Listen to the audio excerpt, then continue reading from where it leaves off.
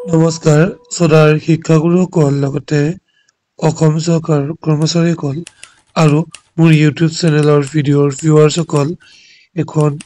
বিশেষ নটিফিকেশ্যন আহিছে অৰ্থাৎ নিৰ্দেশনা আহিছে গভৰ্ণমেণ্ট অফ আছামৰ পৰা এইটো গভৰ্ণৰে দিছে আমাৰ ৰাজ্যপাল ডাঙৰীয়াই দিছে দুটা দিন ৰাজহুৱা বন্ধ দিন হিচাপে ঘোষণা কৰিছে কোন ডিষ্ট্ৰিক্টত এই বন্ধ দিব দুই দিন য'ত ইলেকশ্যন হ'ব পঞ্চায়ত ইলেকশ্যন অৰ্থাৎ ফাৰ্ষ্ট ফেজ পঞ্চায়ত ইলেকশ্যন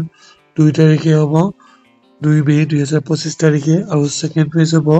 7 তাৰিখ 2025 তাৰিখে উক্ত ঠাইডোখৰত কি ৰাজহুৱা বন্ধ পাব্লিক হলিডে ঘোষণা কৰিছে under the section of NIA Act 1981 ঠিক আছে য'ত ইলেকশ্যন হ'ব সেইসমূহ ঠাইত government office educational institution business establishment including bank tea garden আদি বন্ধ থাকিব চাহ বাগান আৰু বেংক আৰু শিক্ষানুষ্ঠান আদি বন্ধ থাকিব এয়া গভৰ্ণমেণ্টেই হওক বা নন গভৰ্ণমেণ্টৰেই হওক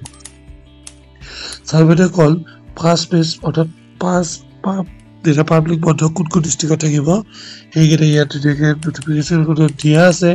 নিৰ্দেশনাখনত দিয়া আছে আপুনি চাই লওক এইকেইটা একেখন ডিষ্ট্ৰিক্টত লোকেল হলিডে হ'ব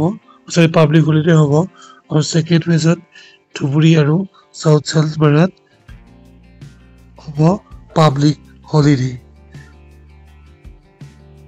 নিৰ্দেশনাখিনি এইখিনি আছিলে যদি অলপমান ভিডিঅ'টো ভাল লাগিলে তেতিয়া চেনেলটি সাবস্ক্ৰাইব কৰি দিব আপোনালোকে নিৰ্দেশনাখন